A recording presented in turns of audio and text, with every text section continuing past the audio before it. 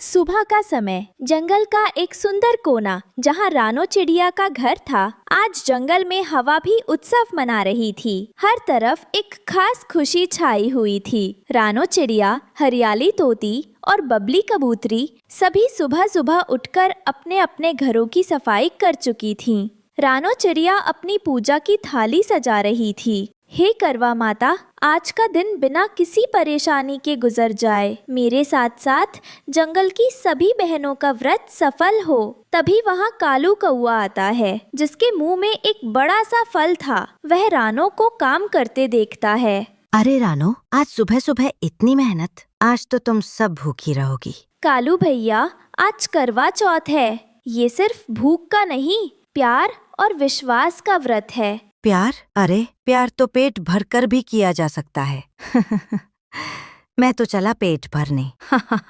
कालू कौआ जोर से हंसता हुआ अपनी डाल पर बैठकर फल खाने लगता है। गोरी कौवी, कालू की पत्नी, चुपचाप अपने घोंसले के एक कोने में बैठी थी। उसने भी व्रत रखा था, लेकिन कालू के सामने कुछ कह नहीं रही थी। कालू फल खाकर आता है। गोरी, तुम यहाँ क्या कर रही हो? चलो कुछ खा लो। देखो, मैं तुम्हारे लिए मीठा जामुन लाया हूँ। मुझे भूख नहीं है। भूख नहीं है? या तुम भी इन पागल पक्षियों की तरह भूखी रहने का नाटक कर रही हो? मैंने आपके लिए व्रत रखा है। मेरे लिए? मैंने कहा था तुमसे ये सब करने को। मुझे ये भूखे रहने वाले खेल पसंद नहीं। जब भूख लगे तो खा लेना, समझे? कालू कौवा गुस्से में वहाँ से चला जाता है। गोरी की आंखों में आंसू आ जाते हैं। जंगल की सभी पत्नियां एक बड़े बरगद के पेड़ के नीचे इकट्ठा हुई थीं। रानो चिड़िया सबके हाथों में मेहंदी लगा रही थी। तोती और कबूतरी मिलकर करवा चौथ के गीत गा रही थीं। आज सजना के लिए चांद आएगा ज़मीं पर। गोरी बहन, तुम इतनी चुप क्यों हो? देखो, तुम्हारी मेहंदी का रंग कितना गहरा चढ़ेगा। कालू भैया तुमसे बहुत प्यार करते हैं।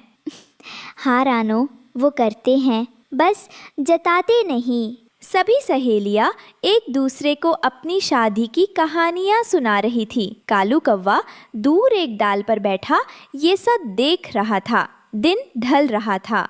सुबह से भूखी प्यासी गोरी अब बहुत थक चुकी थी। कालू ने देखा कि गोरी का चेहरा पीला पड़ गया है। ये इतनी जिद्दी क्यों है? सुबह से कुछ नहीं खाया। अगर इसे कुछ हो गया तो? मैंने ही तो इसे गुस्सा दिलाया था।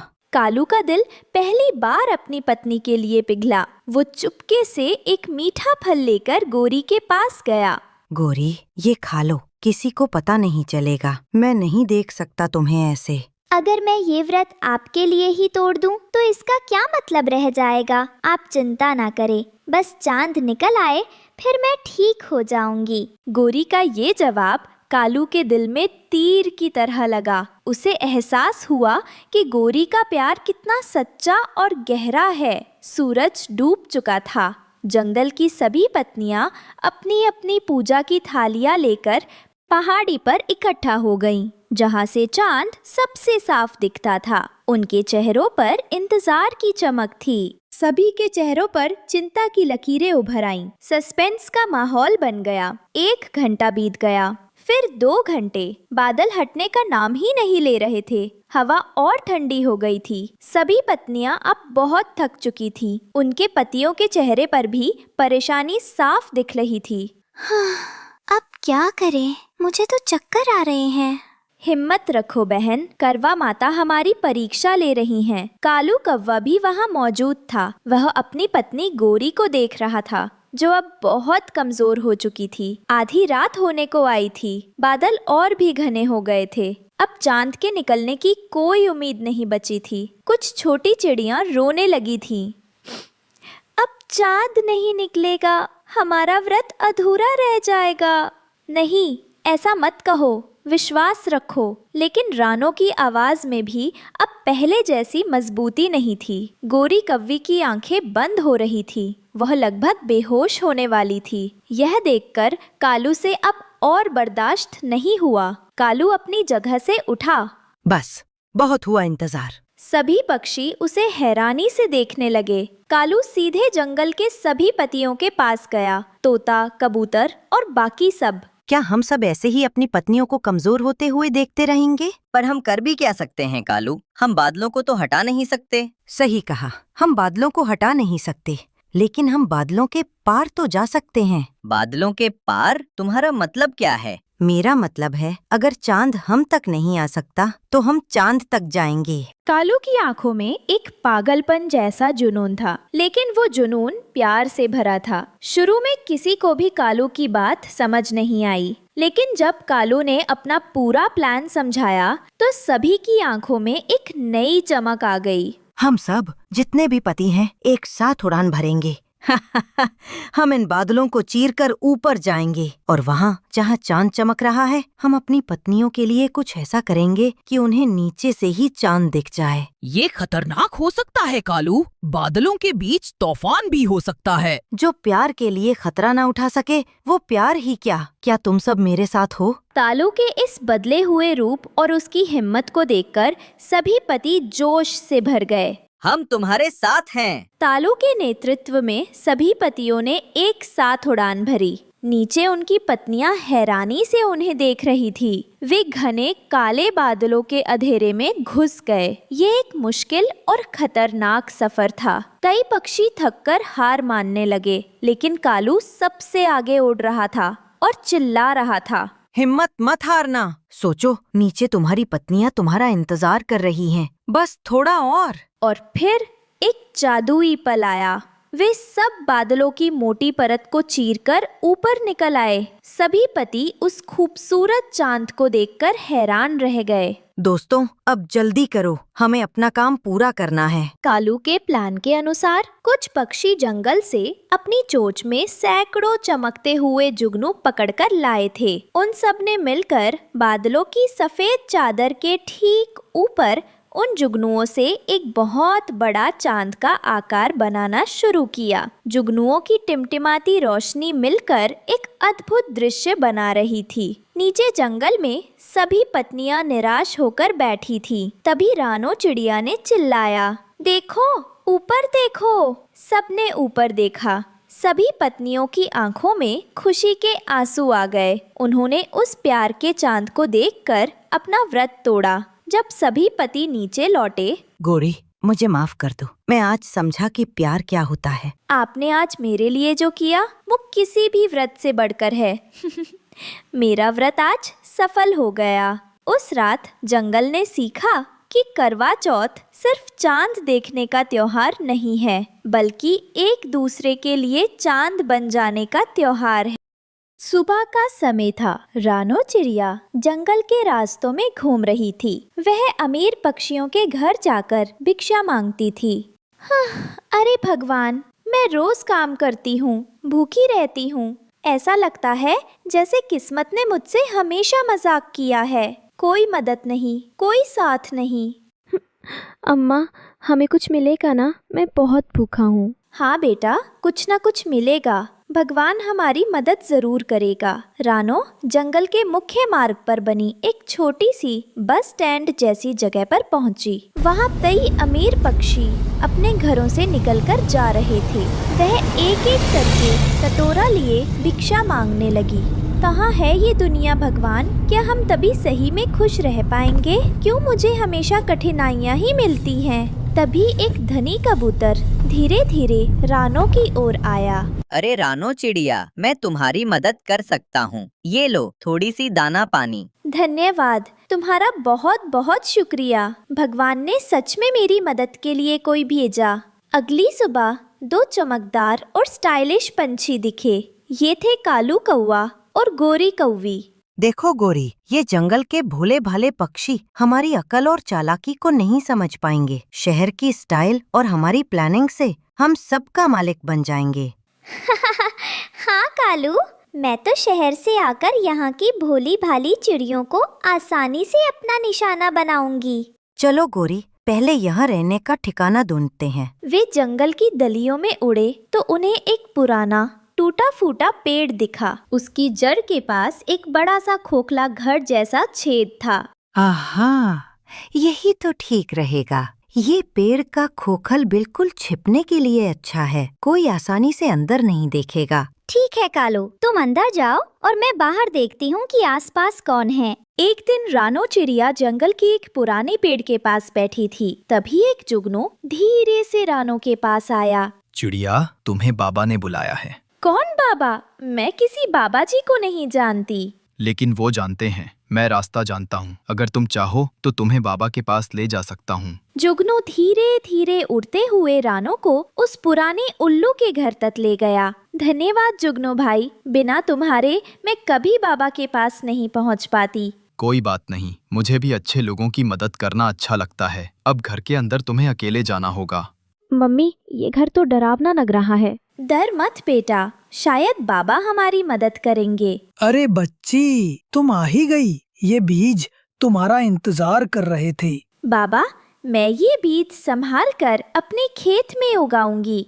अब तुम्हें बस इन्हें सही जगह पर बोना है और मेहनत से काम करना है। रानो ने जंगल के छोटे छोटे खेत में बीज बो दिए। कुछ ही दिनों में वहाँ टमाटर और हरी फसल उगने लगी। बीजों से जादुई टमाटर घर भी उग गया, जिसमें रानो और उसके बच्चे सुरक्षित रह सकते थे। देखो बेटा, अब हमारे पास अपना घर है और खाने को टमाटर भी। भगवान ने हमारी मदद कर दी।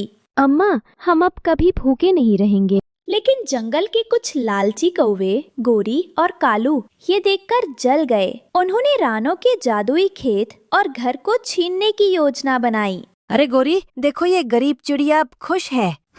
हाँ, अब हमें बस इसे भगाना होगा और सब टमाटर की फसल छीन लेना है। रात में हम छिपकर खेत में घुसेंगे, कोई देख ना पाए और सब कुछ हमारा होगा।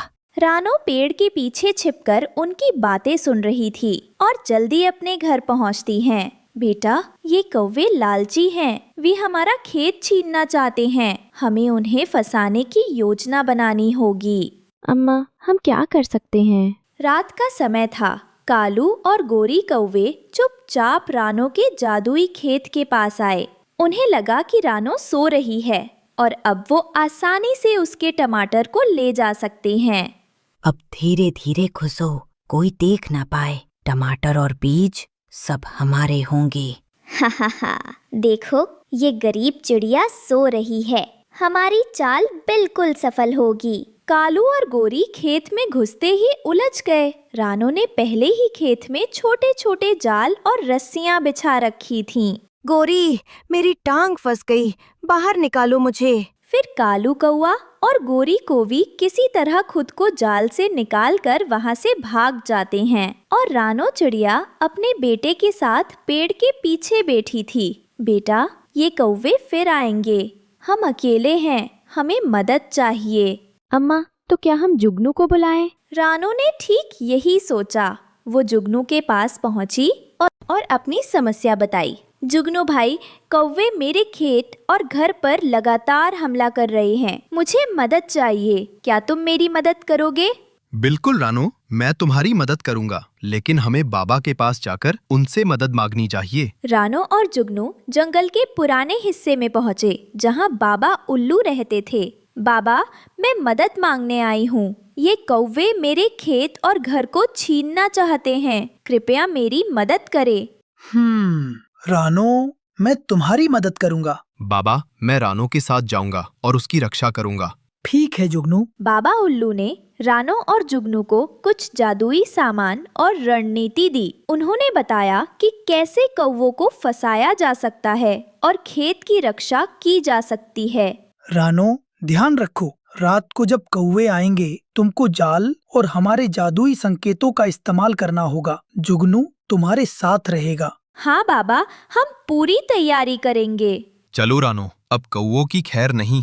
रात आई। कालू और गोरी कौवे फिर चुपचाप रानो के जादुई खेत के पास आए। उन्होंने सोचा कि अब रानो सो रही है और आसानी से खेत और टमाटर ले जा सकते हैं।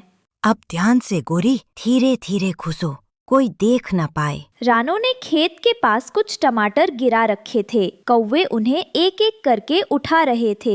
ऐसे ही वो टमाटर उठाते उठाते उनके बिछाए जाल के ऊपर आ खड़े हुए। गोरी, ये बस आखिरी टमाटर हैं, उठाया लो। गोरी ने जैसे ही वो टमाटर जमीन से उठाया, वो दोनों सीधा एक गड्ढे में गिर गए। गोरी, बाहर निकालो मुझे। ये गड्ढा कहाँ से आया? कालू, ये रानो की चालाकी है। अब मैं कैसे बाहर निकलूं? रानो चिड़िया और जुगनू और कुकू वहां आए और ऊपर से बोले, देखो बेटा, यही होती है लालच की सजा। कालू और गोरी, तुम सोच रहे थे कि सब आसान होगा। कालू, अब हम हार गए। ये जंगल वाले बहुत चालाक। सुबह का समय था। जंगल में ठंडी हवा बह रही थी। पगडंडी पर रानो चिड़िया अपने पैरों में एक छोटी टोकरी उठाए उड़ रही थी। उस टोकरी में रंग बिरंगी चूड़ियाँ चमक रही थी। आओ आओ, रंग बिरंगी चूड़ियाँ लो, हरी, लाल, पीली, नीली, सब सस्ती और प्यारी है। गरीब रानो की चूड़ियाँ ले लो। जंगल के जानवर और पक्षी उसके गीत सुनकर रुकते हैं। खरगोश, तोता, बिंदिया चिड़िया सब उत्सुक होकर रानो के पास आते हैं। रानो बहन, ये तो सच में बहुत सुंदर चूड़ियाँ हैं। कितने में दोगी? भाई खरगोश, गरीब हूँ लेकिन दिल बड़ा है। तुम चाहो तो 2 दाने गाजर के दे देना। मैं पैसों से ज्यादा अपनापन चाहती हूँ। अरे वाह, तुम तो सबसे अलग हो। लोग पैसा चाहते हैं और तुम दोस्ती व प्यार चाहती हो। हाँ तोता भाई, पैसा तो मिट्टी है मगर अपनापन ही असली दौलत है। अगर तुम सब खुश होकर ये चूड़ियाँ पहन लो तो वही मेरे लिए सबसे बड़ा इनाम है। जब सब पक्षी खुशी खुशी चूड़ियाँ चुन रहे थे, तभी एक पेड़ की ऊंची डाल पर कालू कौवा बैठा सब देख रहा था। ये रानो तो सबको मुफ्त में चूड़ियाँ बांट रही है। क्या बेवकूफ है। अगर ये सारी चूड़ियाँ मेरे पास हों तो मैं इन्हें गांव-गांव बेचकर खूब पैसा कमा लूं। लाल, हरी, पीली, सबकी बड़ी कीमत मिलेगी। कालू कौवा अपनी लालच भरी आंखों से रानो को देखता रहा। उसकी चोंच पर शातिर मुस्कान थी। लो बहन, पहन कर देखो, ये हरी चूड़ियाँ तुम्हारे हाथों पर खूब जचेंगी। और तुम तोते भाई, अपनी बीवी के लिए ये लाल चूड़ियाँ ले जाना, उसे बहुत खुशी होगी। एक दिन लाल तोता जंगल में उड़ता हुआ आया। उसने जोर से चहककर सब पक्षियों को एक बड़ी खबर दी। सुनो सुनो सब पक्षियों, आज जंगल में बड़ा मेला लगने वाला है। झूले, खेल, मिठाई और बहुत सारी मजेदार चीजें होंगी। तुम सब अपनी तैयारी कर लो, कोई पीछे ना रहे। और हाँ, इस मेले में एक कीमती कोहिनूर हीरे की प्रदर्शनी भी होगी, जिसे देख सबकी आंखें खुली की खुली रह जाएंगी। वाह, मेला कितनी मजेदार बात है। मैं तो झूले पर सबसे ऊंचाई तक झूलूंगी। मुझे तो मिठाई और खेल देखने का बेसब्री से इंतजार है। मैं मिठाई वाले स्टॉल पर सबसे पहले पहुंचूंगी। और हाँ, कोहिनूर हीरा भी देखना भूलूंगी नहीं। झूले, खेल और कोहिनूर हीरा, मेला तो बहुत मजेदार लगेगा। लाल तोता की ये खबर सुनते ही जंगल में हलचल मच गई। लेकिन पेड़ की ऊंची डाल पर कालू कौवा बैठा सब देख रहा था। ये हीरा, कोहिनूर हीरा। रानो और बाकी जानवर इसकी कद्र नहीं जानते। पहला काम, मुझे चुपके से मेले में जाना होगा ताकि कोई मुझे देख ना पाए। फिर मैं देखूंगा कि हीरा कहाँ रखा है और धीरे धीरे सावधानी से इसे चुरा लूंगा और उसका इल्जाम रानो पर लगा दूंगा। वहीं दूसरी तरफ रानो चिड़िया भी यह खबर सुनकर बहुत खुश हुई। वह अपनी टोकरी की ओर देखती है और मुस्कुराई। अगर मेला लग रहा है तो मैं भी वहाँ अपनी रंग बिरंगी चूड़ियाँ बेचूंगी। जंगल में मेला लग गया था। पेड़ों के बीच रंग बिरंगे झूले लगे थे और हर तरफ स्टॉल्स थे। वहाँ मिठाई, फल, खेल और कई तरह की चीजें बिक रही थी। जानवर पक्षी हंसी खुशी में मस्त थे। लो देखो, ये तो आम और जामुन के स्टॉल हैं। मैं कुछ खाऊंगी और फिर झूले पर चलूंगी। वाह, कितनी सारी मिठाई है। मैं यहाँ जाकर कुछ गाजर के हलवे और शहद लूंगा। ये खेल वाले स्टॉल तो मजेदार लग रहे हैं। मैं जरूर निशाने मारने का खेल खेलूंगी और जीतकर पुरस्कार लूंगी। अरे गुब्बारे, मैं बहुत सारे गुब्बारे खरीदूंगी और सबको बांटूंगी। मेला सच में बहुत सुंदर है। वहीं रानो चिड़िया अपनी टोकरी एक पेड़ के पास लेकर बैठ गईं। लो बच्चों और दोस्तों, ये रंग बिरंगी चूड़ियाँ देखो। हरी, लाल, पीली, नीली। पहनकर देखो कितनी प्यारी लगती हैं। मेरी चूड़ियाँ सभी को खुश कर देंगी। वाह रानो बहन, ये तो कमाल की चूड़ियाँ हैं। मैं इसे पहनकर झूले पर जाऊंगी और सबको दिखाऊंगी। मेले के बीच में एक अलग स्टॉल सबसे ज्यादा चमक रहा था और वहाँ रखा था कोहिनूर हीरा। हीरे की चमक इतनी तेज थी कि जंगल के सभी पक्षी उसकी तरफ देख रहे थे। अरे ये क्या है? ये तो कोहिनूर हीरा है। कितना चमकदार और सुंदर है। वाह, इतनी बड़ी और कीमती चीज, इसे देखकर तो मेरी आंखें खुली की खुली रह गईं। ये तो बहुत कीमती है। मेला सच में कमाल का है। कालू कौवा पेड़ की ऊंची डाल पर बैठा इस स्टॉल को देख रहा था। उसने अपनी योजना दोबारा मन में बनाई। यही मौका है। ये कोहिनूर हीरा मेरा होना चाहिए। रानो और बाकी सब इतने व्यस्त हैं कि मुझे पकड़ नहीं पाएंगे। अब बस सही समय का इंतजार है। कालू कौवा चुपके से उड़ता हुआ स्टॉल के पास आया। उसकी आंखें हीरे की चमक में टिकी हुई थी। 1, 2, अब हीरा मेरा। बस धीरे धीरे, किसी को आवाज ना लगे, कोई मुझे देख ना पाए। कालू कौवा चुपके से कोहिनूर हीरा चुराकर भाग गया। अरे क्या हुआ? कौवा हीरा ले गया। कोहिनूर चोरी हो गया, कोहिनूर चोरी हो गया। सब घबराओ मत, हम मिलकर कोहिनूर को वापस लाएंगे। कालू कौवा तेजी से उड़ रहा था। हीरा अपनी चोंच में लिए हुए वो एक गुफा में आया। अब ये हीरा मेरा है। कोई मुझे ढूंढ नहीं पाएगा। रानो और बाकी जंगल वाले बहुत दूर हैं। हाँ, अब सब मेरा होगा। लेकिन दूसरी ओर रानो चिड़िया और उसके दोस्त हीरा खोजने के लिए जंगल में योजना बना रहे थे। हम सब मिलकर राजा चील के पास जाएंगे और वही अब हमारी मदद कर सकते हैं। रानो चिड़िया ने ये खबर राजा चील तक पहुंचाई। राजा चील एक कुर्सी पर बैठकर गंभीर मुद्रा में सुन रहे थे। रानो, तुम सही कर रही हो। मैं अपने 2 सेनापतियों को जंगल में भेजूंगा। कोहिनूर हीरा किसी भी कीमत पर वापस लाया जाएगा। कोई डर या लालच हमें रोक नहीं सकता। तुम सब घबराओ मत, हीरा सुरक्षित रहेगा। कुछ देर बाद राजा चील के सेनापति जंगल में पहुंच गए। उन्होंने अपने पंख फैलाए और रणनीति के अनुसार कालू कौवे का पीछा शुरू कर दिया। राजा जी ने आदेश दिया है, कौवे को पकड़ना है और हीरा सुरक्षित करना है। कोई भी खतरा हो, हम तैयार हैं। जल्दी ही हीरा वापस आएगा। कुछ ही देर में सेनापति कालू कौवे को गुफा के पास पकड़ने में सफल हो गए। हीरा राजा चील की देखरेख में सुरक्षित स्थान पर रखा गया। देखो, हीरा सुरक्षित है। जंगल में कोई भी लालची या धोखेबाज हमारे मेलों और दौलत को नुकसान नहीं पहुंचा सकता। रानो और उसके दोस्तों ने बहादुरी दिखाई और हमारी सेना ने मदद की। अब जंगल में फिर से शांति और खुशी लौट आई। रानो चिड़िया की चूड़ियाँ और हीरा दोनों सुरक्षित थे। सभी जानवर और पक्षी खुशी खुशी मेले का आनंद लेने।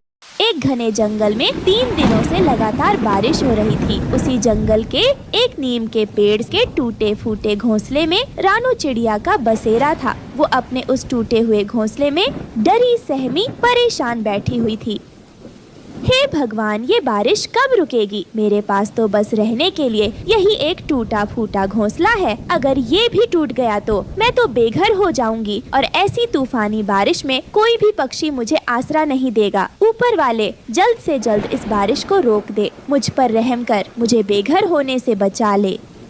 पर भगवान को तो कुछ और ही मंजूर था। तभी एक तेज तूफान आता है और रानो चिड़िया का घोंसला टूटकर नीचे गिर जाता है। वो बारिश में भीगने लगती है। क्यों भगवान, क्यों? आपने मेरे साथ ही ऐसा क्यों किया? मैंने तो कभी किसी का बुरा नहीं चाहा। आपने मुझे बेघर क्यों कर दिया? अब इस बारिश में कहाँ जाऊँ? ये कहकर रानो चिड़िया बारिश में भीगकर रोने लगती है। तभी उस नीम के पेड़ से आवाज आती है। रानो चिड़िया, तुम परेशान मत हो, मैं हूँ ना, मैं तुम्हारी मदद करूँगा। उस पेड़ की आवाज सुनकर रानो चिड़िया हैरान हो जाती है और उससे बोलती है, क्या तुम बोल सकते हो नीम के पेड़? पर कैसे? और तुम मेरी मदद कैसे करोगे? तुम तो अपनी जगह से हिल भी नहीं सकते। रानो चिड़िया, मैं कोई साधारण नीम का पेड़ नहीं हूँ, बल्कि जादुई पेड़ हूँ और मैं अपने जादू से कुछ भी कर सकता हूँ। मैं तुम्हारी सारी परेशानी दूर कर सकता हूँ। मैं जानता हूँ तुम्हें इस बारिश में घर की जरूरत है। रुको, मैं अभी तुम्हारी इस परेशानी को दूर कर देता हूँ। ये कहकर वो जादुई पेड़ अपने जादू से अपनी डाल पर एक चूड़ियों का घर बना देता है। उस घर को देखकर रानो चिड़िया बहुत खुश होती है। अरे वाह, ये चूड़ियों का घर तो बहुत सुंदर है। मैंने तो आज से पहले ऐसा घर कभी नहीं देखा। रानो चिड़िया, ये कोई आम चूड़ियों का घर नहीं है, बल्कि ये जादुई चूड़ियों का घर है। ये घर रोजाना तुम्हें रंग बिरंगी चूड़ियाँ देगा, जिसे बेचकर तुम अपना गुजारा कर सकती हो। और ये चूड़ियों का घर तुम्हें बारिश और तूफान से भी बचाएगा। आओ रानो चिड़िया, आओ, तुम्हारा इस चूड़ियों के घर में स्वागत है। ये बात सुनकर रानो चिड़िया बहुत खुश हो जाती है और उस चूड़ियों के घर में रहने के लिए चली जाती है। अगले दिन बारिश भी रुक जाती है। तब रानो चिड़िया उस जादुई चूड़ियों के घर से कहती है, सुनो जादुई चूड़ियों के घर, मुझे रंग बिरंगी चूड़ियाँ दे दो ताकि मैं उन्हें बाजार में बेचने जा सकूं। ये सुनते ही जादुई चूड़ियों का घर उसे एक टोकरा रंग बिरंगी चूड़ियों का देता है। आज मैं पास वाले जंगल में ये सुंदर सुंदर चूड़ियाँ बेचने जाऊंगी। हे ईश्वर, आज मेरी सारी चूड़ियाँ बिक जाए। रानो चिड़िया अपना चूड़ियों का व्यापार शुरू करती है। वह आसपास के जंगलों में जाकर चूड़ियाँ बेचा करती थी और हर रोज उसकी चूड़ियाँ अच्छे से बिक जाया करती थी। और इधर दूसरी तरफ गोरी कौवी भी चूड़ियों का व्यापार करती थी, लेकिन ग्राहकों के साथ पर बुरे बर्ताव के कारण उसकी चूड़ियाँ नहीं बिकती थी। एक दिन, चूड़ी ले लो चूड़ी, सुंदर सुंदर हरी चूड़ी ले लो चूड़ी, टिकाऊ और ब्रांडेड चूड़ी ले लो। ऐसी चूड़ी जंगल के किसी कोने में नहीं मिलेगी, हमारी चूड़ी। तभी गौरी कौवी की आवाज सुनकर वहाँ लाडो चिड़िया आती है। अरे गौरी बहन, तुम्हारी चूड़ियाँ तो बड़ी सुंदर दिख रही है। कितने की है ये तुम्हारी चूड़ियाँ? लाडो बहन, 1 दर्जन चूड़ी में 20 गेहूं के दाने लगेंगे। बाप रे बाप, इतनी महंगी चूड़ियाँ। गौरी बहन, ये चूड़ियाँ सोने की थोड़ी ना, जो आपने इसके इतने भाव बढ़ा रखे हैं। हमारी चूड़ी जैसी चूड़ी पूरे जंगल में कहीं नहीं मिलेंगी। लेना है तो लो, नहीं तो भागो यहाँ से। न जाने कहाँ कहाँ से आ जाते हैं गरीब चिड़िया। तुमसे अच्छी तो रानो चिड़िया की चूड़ियाँ है, अच्छी और सस्ती, और तुम्हारी तरह वो अपने ग्राहकों को जलील नहीं करती। लाडो चिड़िया गुस्सा होकर रानो चिड़िया के पास चली जाती है। चूड़ियाँ ले लो, चूड़ियाँ रंग बिरंगी टिकाऊ चूड़ियाँ, सस्ती चूड़ियाँ ले लो, 10 गेहूं के दाने के बदले 1 दर्जन चूड़ी ले लो। रानो चिड़िया की बातें सुन लाडो चिड़िया बहुत खुश हो जाती है और वह अनाज के 10 दाने दे जाती है। शाम होने तक रानो की सारी चूड़ियाँ बिक जाती है और वह वहाँ से चली जाती है। ये देख गोरी कौवी उसे जला करती। कालू जी, देखो तो आज भी हमारी चूड़ी नहीं बिकी और रानो की सारी चूड़ियाँ बिक जाती है। हमें कुछ करना चाहिए, ऐसे तो हम बर्बाद हो जाएंगे।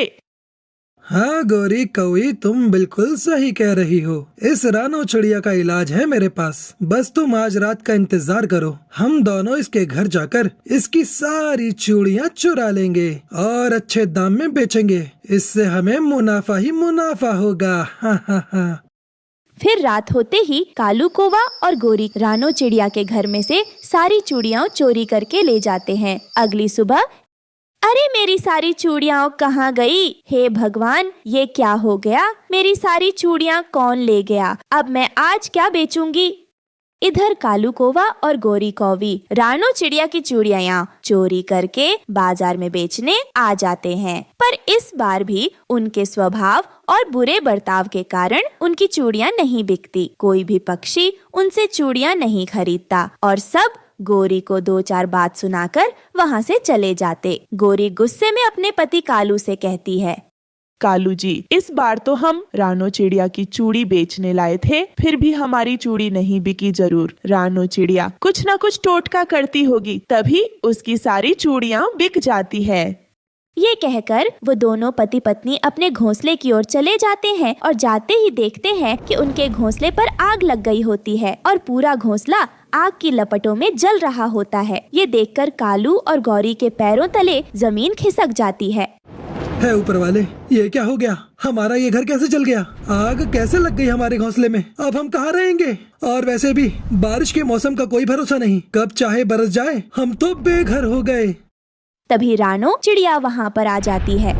अरे रानो बहन, कालू भैया, अपने आप को संभालो, ऊपर वाला सब ठीक करेगा, आप परेशान मत हो, मैं हूँ ना। आप दोनों मेरे साथ मेरे जादुई चूड़ियों के घर में रहना। तुम कितनी अच्छी हो रानो चिड़िया, हमें माफ कर दो, हमने तुम्हारी चूड़ियाँ चोरी की, इसी की सजा हमें मिल रही है, हमें माफ कर दो, हमने लालच में आकर पाप कर दिया। ये सुनकर रानो चिड़िया गोरी और कालू को समझाती है। देखा कालू और गोरी, बुरे काम का नतीजा हमेशा बुरा ही होता है। खैर कोई बात नहीं, अब तुम सब पक्षियों से अच्छे से बात करना और सबकी इज्जत करना देखना, तुम्हारी चूड़ियाँ भी बिकने लगेंगी। ये कहकर रानो चिड़िया कालू और गोरी को अपने जादुई चूड़ियों के घर में ले आती है। फिर वो तीनों मिलकर चूड़ियाँ बेचने का व्यापार करते हैं और खुशी खुशी चूड़ियों के घर में रहने लगते हैं। तो दोस्तों, हमें इस कहानी से ये सीख मिलती है कि हमें कभी किसी के साथ बुरा नहीं करना चाहिए और अच्छे लोगों के साथ हमेशा अच्छा ही होता है। एक और बात, हमेशा हमें हर किसी के साथ अच्छा व्यवहार और विनम्रता से बात करनी चाहिए। हमारी वीडियो को लाइक, शेयर और सब्सक्राइब करना मत भूल। रानो चिड़िया एक काला जादू करने वाले तांत्रिक की बेटी थी, लेकिन उसने यह बात अपने पति को नहीं बताई थी। उसे डर था कि यह जानकर वो उससे नफरत करने लगेगा। रानो के घर के आंगन में बहुत सारे केले के पेड़ थे। उसका पति उन केलों को बेचकर अपना गुजारा करते थे। फिर एक दिन रानो पेड़ से केले तोड़कर उन्हें टोकरी में जमा कर रही थी कि तभी रानो के पास एक हाथी आ जाता है। उस हाथी को देखकर रानो डर जाती है। ये जंगली हाथी कहाँ से आ गया और इसकी शक्ल कैसी है? बहन, मेरी मदद करो, एक भूत या शेर ने मेरे शरीर पर कब्जा कर लिया है। मैं जानता हूँ तुम एक तांत्रिक की बेटी हो, इसलिए तुम भूत या शेर को मेरे शरीर से बाहर निकालकर मेरी जान बचा लो, मैं बहुत तकलीफ में हूँ। रानो चिड़िया को उस हाथी पर बहुत दया आती है और उसके बाद वह अपने घोंसले में रखी जादुई छड़ी लेकर वहां आ जाती है। फिर मंत्र पढ़कर रानो उस भूतिया शेर को हाथी के शरीर से बाहर भगा देती है और उसके बाद हाथी फिर से पहले की तरह साधारण हाथी बन जाता है। मेरी जान बचाने के लिए तुम्हारा बहुत बहुत शुक्रिया बहन, तुम बहुत अच्छी हो, भगवान तुम्हारा भला करे। उस दिन से रानो चिड़िया की उस हाथी के साथ दोस्ती हो जाती है। रानो रोज हाथी को ढेर सारे केले खाने के लिए दिया करती थी। लेकिन फिर एक दिन जब रानो चिड़िया उस हाथी को केले खिला रही थी कि तभी उसका पति वहां आ जाता है। ऊपर वाले, मेरी नालायक पत्नी, तू तो मुझे बर्बाद करके छोड़ेगी। इतना कहकर टुन्नू चिढ़ा डंडा उठा लेता है। ए हाथी, चल भाग यहाँ से, वरना मैं इस डंडे से मार मार के तेरे हाथ पैर तोड़ दूंगा। ये तो एक साधारण हाथी है टुन्नू जी, आप इसे क्यों भड़का रहे हैं? अगर ये थोड़े से केले खा लेगा तो क्या गजब हो जाएगा। लेकिन टुन्नू चिढ़ा एक डंडा उठाकर उस हाथी को मारने उसके पीछे दौड़ता है। ये देख हाथी वहाँ से भाग जाता है। मेरी बात कान खोलकर सुन ले रानो, अगर आज के बाद तूने हाथी को एक भी केला खिलाया तो मैं तेरी टांगे तोड़ दूंगा, समझ गई? चल जा यहाँ से। तभी वहाँ रानो की बेटी गुड़िया चिड़िया आती है। पापा, आप माँ को क्यों मार रहे हो? माँ ने क्या गलत किया है? अपने पति का बुरा बर्ताव देख रानो को बहुत दुख होता है और वह चुपचाप अपनी बेटी को लेकर वहाँ से चली जाती है। इस तरह कुछ दिन बीत जाते हैं। फिर एक दिन रानो घर के कुछ काम कर रही थी कि तभी उसके दरवाजे पर एक बूढ़ा भिखारी आ जाता है। अरे कोई है क्या? मुझे कुछ खाने को दे दो माई, कई दिनों से मैंने कुछ खाया नहीं है। मुझ गरीब भिखारी की मदद करो, ऊपर वाला तुम्हारा भला करेगा। उस भिखारी की हालत देख रानो को उस पर बहुत दया आती है। आप चिंता मत करिए बाबा जी, मैं अभी आपके लिए कुछ खाने को लेकर आती हूँ। रानो चिड़िया उस बूढ़े भिखारी को घर में बनी रोटी के साथ साथ कुछ केले भी दे देती है। लेकिन तभी वहाँ उसका पति आ जाता है। ऊपर वाले, मेरी नालायक पत्नी, तू तो मुझे बर्बाद करके छोड़ेगी। तुझे कितनी बार समझाया है मैंने, इस तरह किसी भी राह चलते को केले खाने के लिए मत दिया कर, लेकिन तू है कि कुछ समझती ही नहीं। क्या हुआ जी? यह तो गरीब भिखारी है, मैं तो सिर्फ इसकी मदद कर रही थी। बेचारा कई दिनों से भूखा है। अरे दुनिया के सभी भिखारियों का ठेका तूने ले रखा है क्या? ए भिखारी, चल भाग यहाँ से, वरना मैं तेरी टांगें तोड़ दूंगा। टुन्नू जी, आपको इस बुजुर्ग से इस तरह बात नहीं करनी चाहिए। यह बूढ़ा भिखारी रिश्ते में तेरा बाप लगता है क्या? तुझे सुधारने का मेरे पास एक बहुत अच्छा तरीका है। इतना कहकर टुन्नू रानो की पूंछ पकड़कर उसे मारने लगता है। नहीं टुन्नू जी, मुझे मत मारिए, आखिर मेरी गलती क्या है? तभी वहाँ गुड़िया चिड़िया आ जाती है। मेरी बेचारी माँ को जानवरों की तरह क्यों मार रहे हो? इस तरह भला कोई अपनी पत्नी को मारता है? अपनी माँ की तरफदारी कर रही है? तुम दोनों को एक दिन में अपने घर से बाहर निकाल दूंगा। इतना कहकर वो वहाँ से चला जाता है। इस तरह कुछ दिन बीत जाते हैं। फिर एक दिन उनके घर में जोरदार भूकंप आता है और उनका पूरा घर टूट कर तहस नहस हो जाता है। लेकिन सिर्फ टुन्नू का घर टूटा था, आसपास रहने वाले पक्षियों के घरों को कोई नुकसान नहीं पहुँचा था। अरे ये क्या हो गया? भूकंप में सिर्फ हमारा घर टूटकर चकनाचूर हो गया, दूसरे पक्षी के घर तो बिल्कुल सही सलामत है, उनके घर को तो कुछ भी नहीं हुआ। मेरी भी कुछ समझ में कुछ नहीं आ रहा है कि भूकंप का असर सिर्फ हमारे घर पर ही क्यों पड़ा। अब हम क्या करेंगे जी? हमारे पास तो रहने के लिए और कोई और जगह भी नहीं है। वो सब दुखी होकर रोने लगते हैं कि तभी वहाँ रानो का दोस्त हाथी आ जाता है। फिर वो हाथी रानो से कहता है, मेरे होते हुए तुम किसी बात की फिक्र मत करो बहन, मैं अभी तुम लोगों के रहने का इंतजाम कर देता हूँ। लेकिन तुम तो एक साधारण से हाथी हो, आखिर तुम हमारी मदद कैसे करोगे? तुम मेरे बारे में कुछ नहीं जानती, मैं एक जादुई हाथी हूँ। मुझे एक श्राप मिला है कि मैं अपनी शक्तियों का इस्तेमाल अपने फायदे के लिए नहीं कर सकता, लेकिन मुसीबत में फंसे पक्षियों की मदद करने के लिए मुझे पूरी आजादी है। अब तुम मेरे जादू का कमाल देखो। इतना कहकर वो हाथी उन सभी को अपनी जादुई शक्ति से एक जंगल में ले जाता है। वहाँ एक जादुई केले का पेड़ बोलता है, हाथी क्या मदद करूं तुम्हारी? ये सब मेरे दोस्त हैं, इनके लिए आप एक घर बना दो। तभी वहाँ एक केले का विशाल घर प्रकट हो जाता है। यह जादुई केले का घर तुम्हारे अच्छे कर्मों के लिए तुम्हें उपहार के तौर पर दे रहा हूँ। तुम्हें इस घर में कभी किसी चीज की कमी नहीं होगी। इतना कहकर हाथी वहाँ से गायब हो जाता है। उसके बाद रानो चिड़िया अपने परिवार वालों के साथ उस घर के अंदर प्रवेश कर लेती है। वह घर अंदर से एक बड़े आलीशान बंगले जैसा था। उसमें उनकी सुख सुविधा की सारी चीजें मौजूद थी। यह देख रानो का पति बहुत खुश होता है। तूने हमेशा लोगों के साथ भलाई की है, यह सारी दौलत तेरे अच्छे कर्मों का नतीजा है। मुझे माफ कर दे, मैंने हमेशा तुझे परेशान किया है। कोई बात नहीं जी, आप अपने मन से सारे गिले शिकवे दूर कर दीजिए। मैं आपकी बातों का कभी बुरा नहीं मानती हूँ। और फिर उस दिन से उन सभी की जिंदगी पूरी तरह बदल जाती है। इस कहानी से हमें यह शिक्षा मिलती है कि हमें हमेशा गरीब और लाचार लोगों की मदद करनी चाहिए, क्योंकि हमारे द्वारा किए गए अच्छे कर्मों का फल कभी न कभी जरूर मिलता है। दोस्तों, आपको हमारी आज की कहानी कैसी लगी? हमारी कहानी को लाइक करें, कमेंट करके अपनी राय हमें दें। आपके कमेंट और लाइक हमारे हौसले को बढ़ाते हैं। अगर आप हमारे चैनल पर नए आए हैं तो हमारे चैनल को सब्सक्राइब करना ना भूलें। आपका धन्यवाद। कुकू, मेरे भाई आगे मत जा, आगे चीलों का इलाका है, तू वापस आ जा। अगर उस चील ने तुझे देख लिया तो वो तुझे खा जाएंगे। कुकू वापस आ जा, नहीं तो मम्मा भी तुझे बहुत डांटेंगी।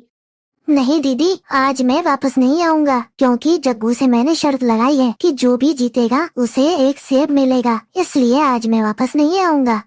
चील का नाम सुनते ही जग्गू तो वापस लौट आता है, लेकिन कुकू तो जीतने के लिए आगे चला जाता है और वो चीलों के इलाके में पहुंच जाता है। तब एक चील उसे पकड़ लेता है। अरे वाह, आज तो मुझे मजा ही आ जाएगा। मेरा शिकार खुद चलकर आज मेरे पास आया है, इसलिए आज तो मेरी दावत होगी, दावत। दीदी ने मुझसे मना किया था कि आगे मत जाना, लेकिन मैंने दीदी की एक ना सुनी। अब तो ये चील मुझे खा जाएगा। मुझे तो लगता है कि कुकू उस चील के इलाके में पहुंच गया है, तभी ये उसकी चिल्लाने की आवाजें आ रही हैं। मैंने उससे मना किया था, लेकिन फिर भी उसने मेरी एक ना सुनी। तभी गुड़िया की आवाज सुनकर वहाँ एक तोता आता है। तब गुड़िया चिड़िया उससे कहती है, तोते अंकल, प्लीज आप मेरे भाई को बचा लो, उन चीलों ने मेरे भाई को पकड़ लिया है। तुम्हें पता भी है चिड़िया कि वो चील कितने खतरनाक होते हैं। मैं नहीं जाऊंगा वहाँ। जिसे भी अपनी जान प्यारी होगी वो कोई नहीं जाएगा, क्योंकि वो चील मुझे भी खा जाएगा। वो बहुत खतरनाक होते हैं। यह कहकर तोता वहाँ से चला जाता है। वहीं दूसरी तरफ कुकू को वो चील मारकर खा जाते हैं। नहीं नहीं, ऐसा नहीं हो सकता कुकू। अरे यह तो सपना था। चलो अच्छा है कुकू तो सो रहा है। उन दोनों की मम्मा लाडो चिड़िया तो उनके लिए भोजन लेने गई थी, परंतु वो चिड़िया आज अपने शरीर को बहुत थका थका महसूस कर रही थी और वह अच्छे से उड़ भी नहीं पा रही थी। तब वह एक पेड़ पर बैठ जाती है। ना जाने आज मेरे शरीर में ताकत क्यों नहीं है और चक्कर से भी आ रहे हैं। मैं ऐसा करती हूँ, अब अपने घर वापस चली जाती हूँ। आज का भोजन तो मेरे पास है। मैं जब कल ठीक हो जाऊंगी तो भोजन लेने आ जाऊंगी और अपने बच्चों के लिए मीठे मीठे फल लेकर जाऊंगी। यह सोचकर लाडो अपने घर की तरफ आने लगती है। वो बड़ी मुश्किल से अपने घर आ पाती है और घर आते ही वो घोंसले में गिर जाती है। देखा कुकू, मैंने तुमसे मना किया था ना, शोर मत मचाया करो, मम्मा नाराज हो जाएंगी। अब देखो तुम्हारी वजह से मम्मा हमसे बात भी नहीं कर रही और आते ही घोंसले में लेट गई। वो लाडो तो अपने बच्चों से खूब सारी बातें करना चाहती थी, लेकिन उस बेचारी के पास तो समय ही नहीं बचा था। वो एक लंबी सांस लेती है और अपनी सारी बातें जो वो अपने बच्चों से करना चाहती थी अपने साथ ही लेकर वही मर जाती है।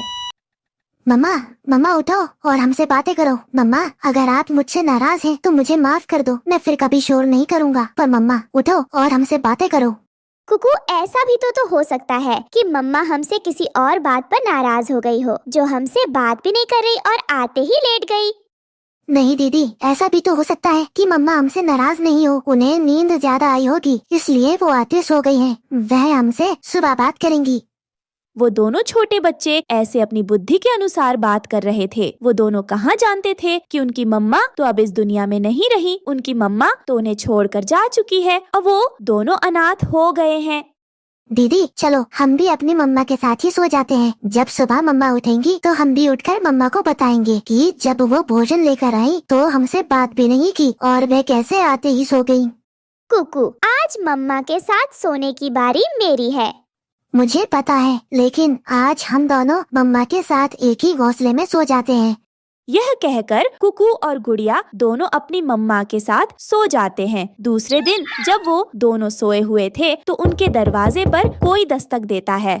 कुकू उठो और देखो बाहर कोई है। फिर कुकू दरवाजा खोलता है और बंटी घर के अंदर आता है। बच्चों, क्या अभी तक तुम्हारी मम्मा उठी नहीं? हमें तो आज भोजन लेने दूसरे जंगल जाना था।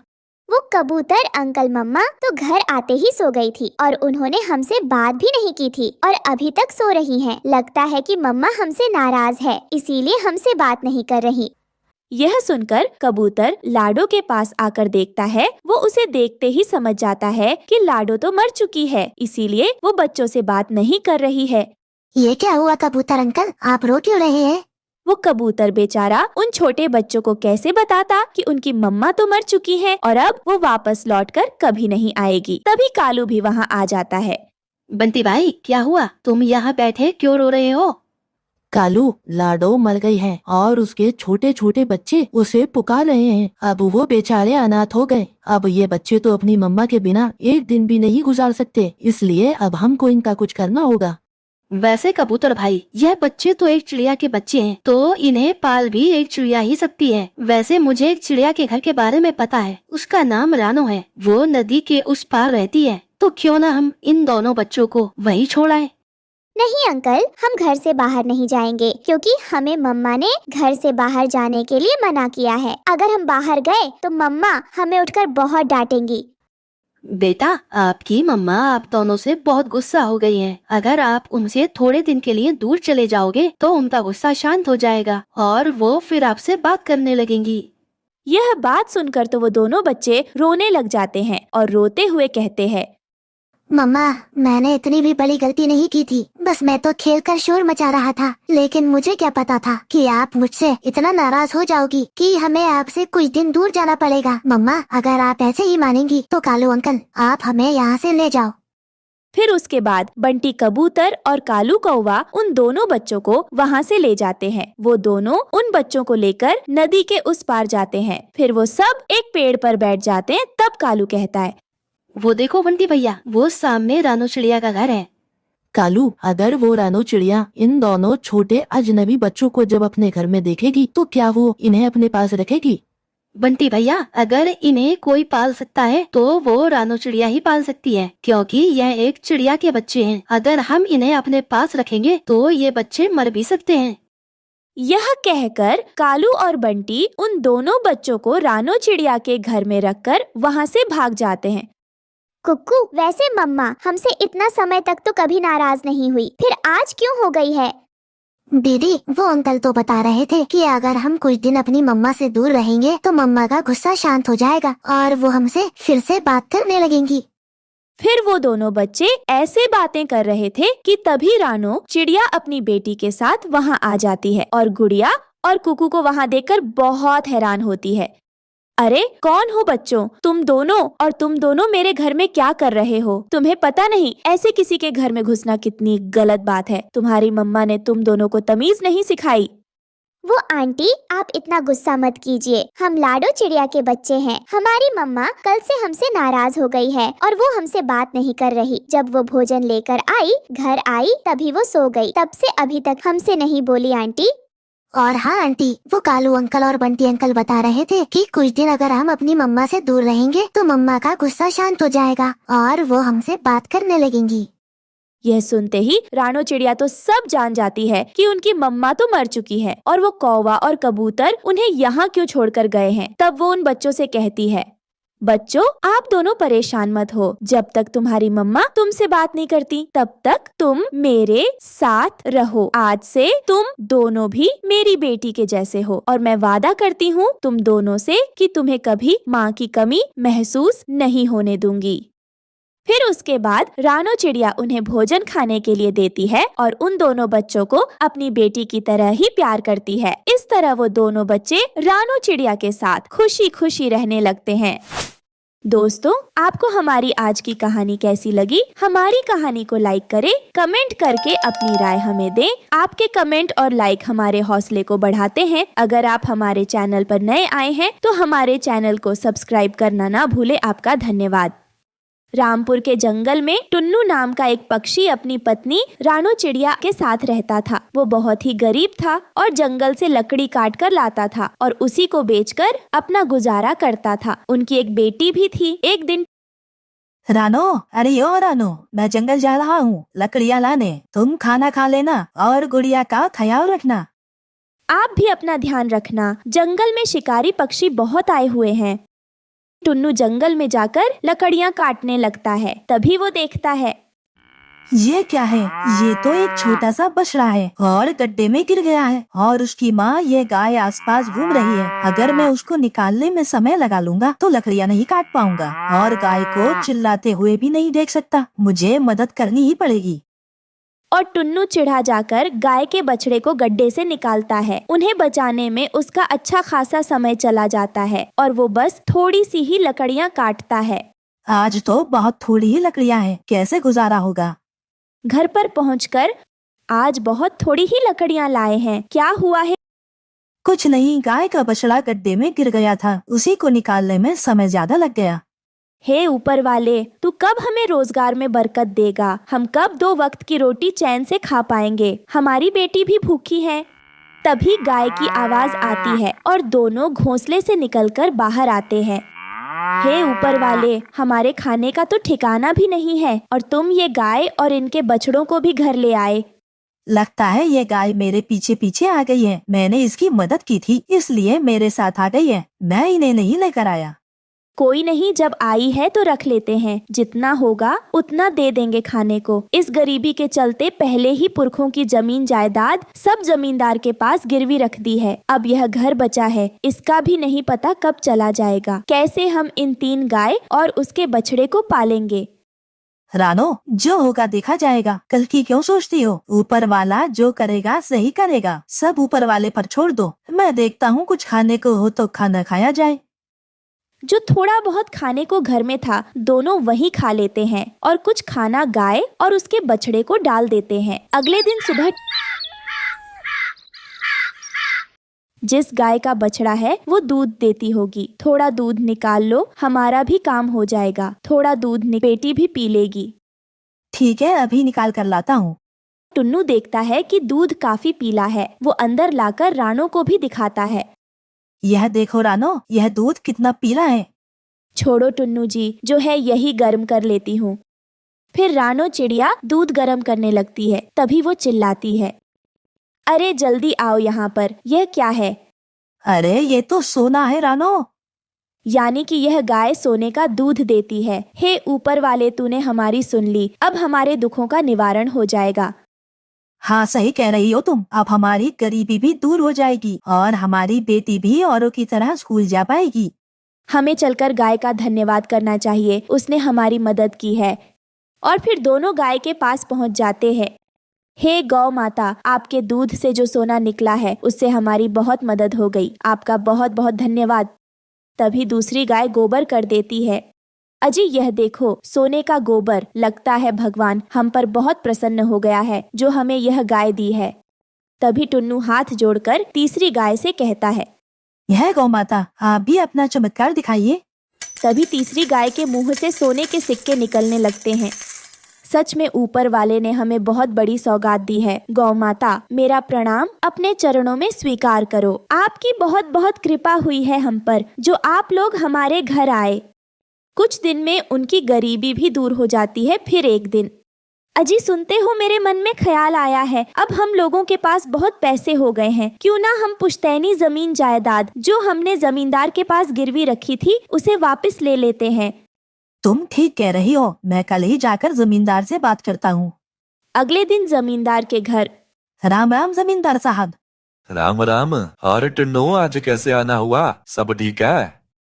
जमींदार साहब सब ठीक है, आपकी दुआओं से। आपके पास जो मैंने अपनी पुश्तैनी जमीन जायदाद गिरवी रखी थी उसका हिसाब करना है। आप मुझे बता दीजिए, मैं आपको दे दूंगा और आप मुझे मेरी जमीन वापस दे दें। इस टुन्नू के पास इतना पैसा कहाँ से आया? पता लगाना पड़ेगा। ये तो बहुत खुशी की बात है। आप मुझे 1-2 दिन का समय दो, हिसाब किताब करके आपको बताता हूँ। टुन्नू अपने घर चला जाता है। उसके बाद, पहलवान, अरे इधर आ जल्दी। जरा मुझे कल तक पता लगा कर बता कि उस टुन्नू के पास इतना पैसा कहाँ से आ रहा है। पहलवान कौवा रानो के घर के पास जाकर छुप जाता है और गाय को सोने का गोबर करते हुए देख लेता है। और सारी बात आकर वह जमींदार धनी कौवा सिंह को बताता है। और अगले दिन, टुन्नू, तुम्हारी पुश्तैनी जमीन के बदले तुम्हें मुझे अपनी गाय देनी होगी। मगर जमींदार साहब, बात तो पैसे की हुई थी कि आप मुझे कल पैसे बता देंगे कि कितना हिसाब हुआ है। अब ये गाय कहाँ से आ गई बीच में? देख लो टुन्नू, अगर तुम्हें अपनी जमीन चाहिए तो मुझे गाय ही चाहिए। टुन्नू चिड़ा घर आकर सारी बात रानो को बताता है।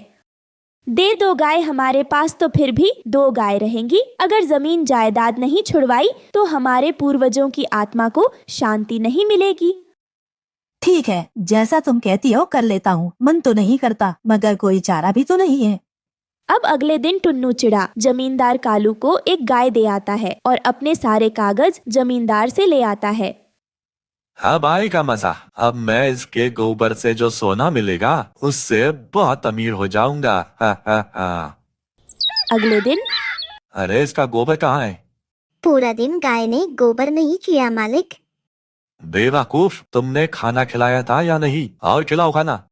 सुबह नौकर खूब सारा खाना गाय को खिलाते हैं, लेकिन गाय गोबर करने की जगह बीमार पड़ जाती है। तुमने मुझे बेवकूफ बनाया है। मुझे तो पहले ही लग रहा था कि गाय कोई सोने का गोबर करती है। जाओ टुन्नू को बुला कर लाओ।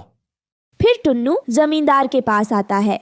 मुझे नहीं चाहिए तुम्हारी गाय, मुझे मेरे पैसे दे दो, वरना मैं पंचायत बुला लूंगा और तुम्हें जेल भिजवा दूंगा। मालिक, आप ही जिद कर रहे थे। अब मैं गाय को ले जाता हूँ और कल तक आपको पैसे दे दूंगा। टुन्नू गाय को अपने पास ले जाता है और गाय टुन्नू के पास आते ही ठीक हो जाती है। गौ माता, मुझे जमींदार को कल सुबह बहुत सारे पैसे देने हैं, मेरी मदद करो। हाँ गौ माता, हमारी मदद करो। हमारी पुश्तैनी जमीन है, सब चली जाएगी, हमारी मदद कीजिए। इतना कहते ही पहली गाय बहुत सारा सोने का गोबर कर देती है, दूसरी गाय अपने मुंह से ढेर सारे सोने के सिक्के निकालती है और तीसरी गाय के थन से सोने का दूध निकलता है। बहुत बहुत धन्यवाद गौ माता, अब हम अपने पूर्वजों की जमीन को छुड़वा पाएंगे। और अगले दिन टुन्नू जाकर जमींदार को उसके पैसे दे जाता है और उसके बाद वो दोनों हंसी खुशी अपना जीवन जीने लगते हैं। दोस्तों, हमें उम्मीद है कि आपको हमारी कहानी पसंद आई होगी। कृपया कमेंट करके बताएं कि आपको यह कहानी कैसी लगी और वीडियो को लाइक और शेयर करना न भूलें। अगर आप हमारे चैनल पर नए हैं तो सब्सक्राइब जरूर करें। धन्यवाद।